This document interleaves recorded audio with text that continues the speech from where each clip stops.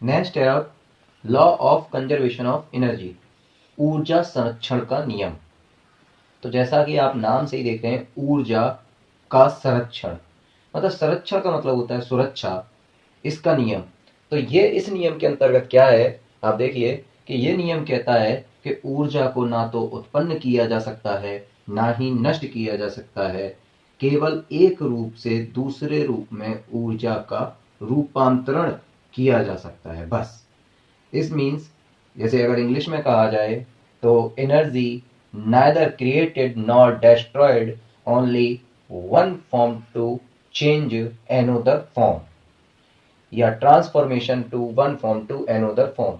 यही आपका law of conservation of energy है। इट मीन्स, जैसे कि आप एग्जांपल के रूप में लीजिए कि आपने खाना खाया, तो आपके सामने खाना रखा हुआ है, खाने में इतनी सारी एनर्जी है, तो वो सारी की सारी एनर्जी आपने खाई, आपने खाने को अपने अंदर लिया, तो खाने की सारी एनर्जी आपके अंदर आ गई। अब आपने वर्क किया, तो आपके अंदर से एनर्जी वो लूज हुई, चली गई, बट उसके दूसरे फॉर्म में आपको वर्क मिल गया।